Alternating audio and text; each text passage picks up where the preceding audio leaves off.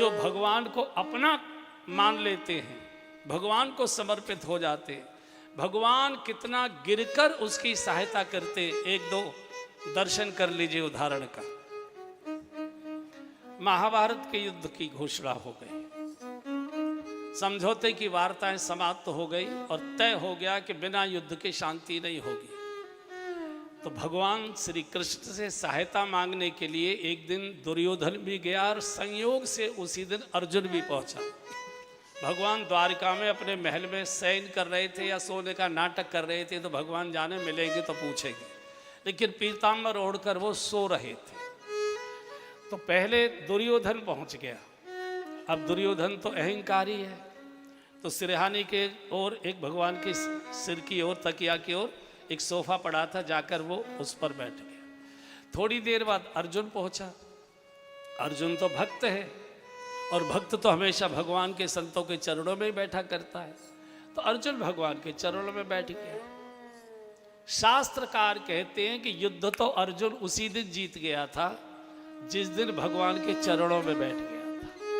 चूंकि व्यक्ति सो रहा है और सोते जग के जब वो जगता है, चादर ऊपर से हटाता है, तो सबसे पहले दृष्टि उसके पैरों की ओर जाती है। सिर की ओर चश्मा बाद में देखता है, कहाँ रखा है तकिया के नीचे, पहले पैरों की ओर दृष्टि जाती है। तो भगवान जागे, पीताम्बर हटाया तो देखा सामने अर्जुन बैठा है। अरे पार्थ, तुम कब आए? बोले प्रभु अभी आया। कैसे आए? बोले बस आशीर्वाद लेने आए। तो पीछे से दुर्योधन बोल पड़ा, सोफे पर बैठा था सिरहाने के ओर, प्रभु मैं भी आया हूँ और इससे बहुत पहले आकर बैठा हूँ। भगवान ने अच्छा अच्छा अच्छा अच्छा तुम भी आए हो? हाँ मैं भी आपसे आशीर्वाद लेने आया। भगवान ने कहा देखो भैया, आप दोनों मेरे अपने हो, आशीर्वाद मैं दोनों को दूंगा। मेरे पास दो चीजें हैं, एक तो मेरे पास नारायणी सेना है, एक मेरी नारायणी सेना ले लो, और एक मैं हूं निहत्था, एक मुझे ले लो। बंटवारा पूरा हो गया। और मांगेगा पहले अर्जुन, क्योंकि छोटे को पहले दिया जाता है। प्रसाद आया हो घर में तो पहले छोटे बच्चों को बांटा जाता है, बड़ों को बाद में दिया जाता है। तो दुर्योधन घबरा रहा है कहीं सेना न मांग ले।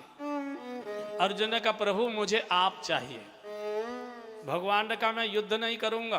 बोले कुछ नहीं करोगे, मेरे साथ बैठे तो रहोगे, मेरा तो इसी से बेड़ा पार हो जाएगा। बोले नहीं, मैं खाली किसी की रोटी नहीं खाता, तेरा रथ हाँक दूंगा। बोले फिर तो मेरा बेड़ा पार हो गया। जिसके जीवन के रथ की डोर द्वारका नाथ अपने हाथ में ले ले, उसका तो रथ पार ही जाएगा, उसको कौन हरा सकता है। आनंद हो। दुर्योधन बड़ी जोर से खिलखिला कर हंसा रे, विनाश काले विपरीत बुद्धि मूर्खों को मांगना भी नहीं आए, युद्ध का समय यही नचकैया का रास रचाया जाएगा युद्ध में। और दुर्योधन सेना लेकर आ गया, सेना लेकर आ गया। युद्ध तो अर्जुन उसी दिन जीत गया था। एक दिन भगवान ने अर्जुन से पूछा, क्यों भाई अर्जुन एक बात बता, तुझे यार मांगना भी नहीं आया? युद्ध का समय था, सेना मांगनी चाहिए थी, मुझ निहत्थे को मांगकर तू क्या चाहता था? युद्ध नहीं जीतना चाहता था क्या? अर्जुन ने कहा गोविंद मैं युद्ध हारने को तैयार हूं, पर हरि को हारने को तैयार नहीं। मुझे हरि चाहिए, मुझे युद्ध नहीं चाहिए। और जो हरि को स्वीकार करता उसकी हार कभी होती ही नहीं है, उसकी हमेशा जीत ही जीत होती। तो जो भगवान को समर्पित हो जाता है, पांडव पूरे भगवान को समर्पित हो गए, द्रौपदी भगवान को समर्पित हो गए। और किस सीमा तक भगवान ने पांडवों की रक्षा की है। एक बार जब उसकी सेना तहस नहस होने लगी तो दुर्योधन भीष्म पितामह के पास गया और भीष्म पितामह से कहा दादा आप आधे मन से युद्ध कर रहे हो या अंदर अंदर पांडवों से मिले हुए? बोले कैसे लगता है तुझे? बोले आपके रहते मेरी सेना गाजर मूली की तरह काटी जा रही है, आप हो और फिर भी मेरी ये दुर्दशा। बोले अच्छा ये यारो मेरे ऊपर पक्षपात का लगा था। जा, कल का सूर्यास्त तब होगा जब रणांगण में अर्जुन की लाश गिर जाएगी। अब भीष्म पितामह की वाणी तो कभी असत्य होती नहीं। चंद्र टरे सूरज टरे टरे जगत व्यवहार, भीष्म की वाणी तो सत्य होती है। ये समाचार पांडवों की सेना में पहुंच गया, शिविर में पहुंच गया कि कल भीष्म दादा अर्जुन को मारने वाले हैं। और अर्जुन नहीं बचे तो युद्ध का कोई अर्थ ही नहीं है। पूरे पांडवों में शोक छा गया, पूरा शिविर शांत हो गया, मसाले बुझा दी, भोजनालय बंद कर दिया। सभी इसी चिंता में कि अर्जुन नहीं रहा तो क्या होगा, कल क्या होगा, कल क्या होगा, कल क्या होगा। सबसे ज्यादा चिंतित हुए द्वारिकानाथ भगवान श्री कृष्ण। भगवान कृष्ण ने सोचा कि अर्जुन को भीष्म की वाणी तो सत्य होती है, वो तो असत्य की नहीं जा सकती, और अर्जुन ना रहा तो युद्ध का कोई अर्थ नहीं। देखो तो सही अर्जुन क्या कर रहा है इस समय। तो भगवान पहुंचे अर्जुन के टेंट में, उघाड़ कर देखा तो देखा खर्राट लेकर सो रहा था। भगवान ने कहा भाई कमाल का सुबक्कड़ है, जिसको कल मरना है वो इतनी निश्चिंत होकर सो रहा है। तो भगवान ने उसको झकझोर कर, ए पार्थ, ए अर्जुन, ये सोने का समय। हड़बड़ा कर उठा, गोविंद अभी आप जगे हैं? बहुत गहरी नींद आ रही थी, क्यों जगा दिया, क्या बात है? बोले तुझे मालूम नहीं भीष्म दादा की प्रतिज्ञा? बोले हम मालूम है। तो तू ये नहीं जानता है कि भीष्म की प्रतिज्ञा झूठी नहीं होती? बोले ये भी जानता हूँ कि भीष्म की प्रतिज्ञा तो सत्य होती है।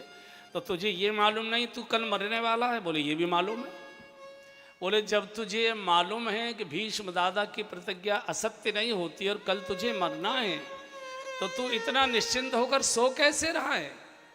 तुझे नींद कैसे आ रही है? मुझे देख पसीना से लथपथ हो रहा हूं चिंता में, तुझे नींद कैसे आ रही है? अर्जुन बैठ गया और भगवान के चरण पकड़कर अर्जुन ने कहा, गोविंद ये प्रश्न आप मुझसे पूछ रहे हो कि तू इतना निश्चिंत होकर सो कैसे रहा है, तुझे नींद कैसे आ रही है? अरे जब मुझे ये मालूम है कि मुझे बचाने वाला बेचैन होकर जाग रहा है तो मुझे जागने की जरूरत क्या पड़ेगी? मैं तो चैन से सोवे सुख तुलसी भरोसे सीताराम। हमारे आचार्यों ने कहा है, काहू के बल भजन है और काहू के आचार, लेकिन व्यास भरोसे कुंवर के बाबा सोवत पाव पसार। भगवान आपने देखा है छोटा बच्चा 6 महीने 8 महीने तक आपने देखा होगा, साल भर में शायद करवट बदलते हैं बच्चे का, है ना? लेकिन छोटे बच्चे ज़्यादातर ऐसे सोते, सीधे, दोनों हाथ खुले रहते, दोनों पैर खुले रहते, बिल्कुल निश्चिंत। उसको मालूम नहीं पिताजी पर कितना कर्जा है, घर में क्या क्या संकट है, बच्चे को कोई लेना देना नहीं। सोवे सुख तुलसी भरोसे सीताराम के। भक्त के लिए भगवान दिन रात जागता है, दिन रात जागता है। और जो कह देता है भगवान से कि मैं आपका हूं, आप मेरे हो, तो कितने गिरकर उसकी रक्षा और सहायता करते। दूसरा उदाहरण सुन लीजिए, जब पूरी की पूरी दुर्योधन की सेना समाप्त हो गई, अकेला दुर्योधन बचा, तो भीष्म दादा के पास पहुंचा रोते रोते, दादा युद्ध तो हम नहीं जीतेंगे पर मुझे बचा लीजिए, मैं मरना नहीं चाहता। बोले अच्छा जा, कल सायंकाल जब मैं संध्या में बैठूं उस समय अपनी पत्नी को भेजना, तो मैं उसे सौभाग्यवती होने का आशीर्वाद दे दूंगा, 1000 अर्जुन भी तुझे मार नहीं पाएंगे, जा। ये समाचार किसी प्रकार भगवान द्वारिकानाथ के पास पहुंच गया शिविर में कि कल भीष्म दादा और दुर्योधन की पत्नी को सौभाग्यवती होने का आशीर्वाद देने वाले, और अगर उसको आशीर्वाद हो गया तो 1000 अर्जुन भी दुर्योधन को मार नहीं सकते। अब क्या करें? और पांडव मेरे, मैंने कहा है कि मैं तुम्हारा हूं, वो कहते हैं कि आप हमारे हो, तो कैसे होगा?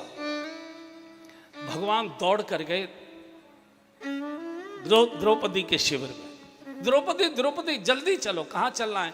भीष्म दादा के शिविर में चलना है। अरे महाराज वहाँ कैसे जा पाएंगे, इतना पहरा, इतनी सेना लगी है। बोले तू चिंता मत कर, मैं सारी व्यवस्था करेगा, चल क्या करना है? बोले दुर्योधन की पत्नी आने वाली है, अगर उसको पहले आशीर्वाद मिल गया सौभाग्यवती भव का, मैं तेरे खुले केश नहीं बंधवा पाऊंगा, फिर बात खत्म हो जाएगी, उससे पहले तू चल। बोले वो पहुंच गई तो? बोले नहीं, वो रानी है, इतनी जल्दी नहीं जाएगी, पहले ब्यूटी पार्लर जाएगी, भौएं ठीक कराएगी, बाल ठीक कराएगी, मुंह धुलवाएगी, ऐसे थोड़ा ही चली आएगी वो, तू चिंता मत कर। और भगवान खतरा उठाकर द्रौपदी को अपने साथ ले गए, भीष्म की कुटिया के बाहर खड़ी कर दी। द्रौपदी ने अपनी सैंडल उतारे, जो भी चप्पल वगैरह पहनी थी। भगवान ने कहा 5 बार जब तक तुम प्रणाम न कर लो तब तक अपना परिचय नहीं देना। द्रौपदी तो टेंट में प्रवेश करके, कुटिया में अंदर प्रवेश करके, भीष्म बैठे थे नेत्र बंद के संध्या में। भगवान ने सोचा इसी समय अगर दुर्योधन के परिवार का कोई आ गया और द्रौपदी के सैंडल पहचान लिए तो बवंडर हो जाएगा। तो भगवान ने द्रौपदी के सैंडल उठाए, अपने पीताम्बर में लपेटे और बगल में लगाए, और भगवान भी छुप गए कि मुझे भी देखेंगे तो भी बवंडर हो जाएगा। तो कुरुक्षेत्र के मैदान में एक बहुत बड़ा पीपल का पेड़ था, बहुत वर्षों तक वो पेड़ रहा है, उसकी आड़ में भगवान छुप गए।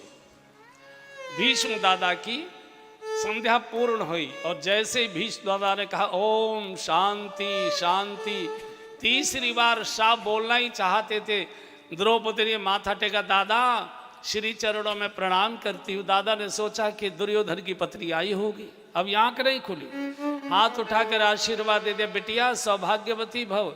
इसलिए दूसरी बार माथा टेका, दादा श्री चरणों में प्रणाम कर दो। अरे भाई कह तो दिया सौभाग्यवती रहो। इसलिए तीसरी बार माथा टेका, दादा श्री चरण, अरे भाई कितना बुलवाओगे, सौभाग्यवती रहो। इसलिए चौथी बार कहा, दादा श्री चरण पर, अरे भाई सौभाग्यवती भव। इसलिए 5वीं बार जब कहा, दादा श्री चरणों में प्रणाम करती हूँ, भीष्म केवल सौभाग्य शब्द बोल पाए थे, माथा ठनक गया। ये 5 बार प्रणाम करने वाली कौन आगे? दुर्योधन की पत्नी तो इतनी अहंकारिणी है कि एक बार भी मुश्किल से करती। ये 5 बार करने वाला कौन आ गए? हो न हो ये पांचाली हो सकती, अभी नेत्र नहीं खोले। भीष्म ने बंद नेत्रों से पूछा, बेटी परिचय बताओ कौन हो? बोले दादा आपकी कुल वधू द्रौपदी आपके चरणों में प्रणाम करती। इतना कहना था, भीष्म ने माथा पीटना शुरू कर दिया, धरती पर सिर पटकने लगे। अरे द्रौपदी तूने क्या कर डाला? तो यहां तक आंखें से गई, युद्ध का निर्णय तो तूने कर दिया, जो होना था वो हो गया, कल तो केवल तमाशा दिखाया जाएगा, युद्ध का निर्णय तो हो गया। तू ये बता यहां तक पहुंची कैसे? बोले भगवान द्वारिका नाथ लेकर आए। गोविंद कहाँ है? बाहर है। और गोविंद गोविंद करते जब भीष्म बाहर की ओर दौड़े तो पीपल की आट में जो द्रौपदी की चप्पल छुपाए भगवान छुप कर खड़े थे, भगवान को प्रकट होना पड़ा। और जैसे ही भीष्म ने साष्टांग प्रणाम किया है और भगवान ने झपट कर दोनों अपने हाथ आगे बढ़ाकर भीष्म के कंधे को पकड़कर उठाने की कोशिश की, तो द्रौपदी की जो चप्पलें बगल में लगी थी भीष्म दादा के सिर पर जाकर गिरी, और उन द्रौपदी की चप्पलों को सिर पर रखकर भीष्म इतना रोए। ऐसा भी कोई भगवान हो सकता है कि भक्त की चप्पल लिए लिए घूम रहा है? ऐसा हो सकता है? तो जो भगवान के अपने हो जाते, जिनको भक्त कह देता प्रभु मैं आपका हूं आप मेरे, तो भगवान कहते मैं फिर उसकी करो सदा तीन के रखवारी, करो सदा तीन के रखवारी,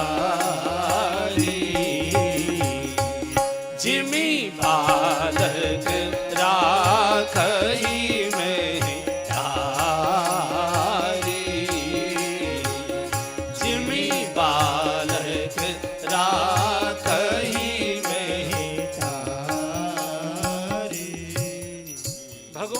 तरसता है कि मेरे यार एक बार तो मेरी और देख ले, एक बार तो कह दे कि तू मेरा है मैं तेरा। 2-2 कौड़ी के लोगों को कहते घूमते वो हमारे बड़े खास हैं, वो हमारे बड़े संबंधी हैं, वो हमारे बड़े प्रिय हैं, वो हमारे बड़े।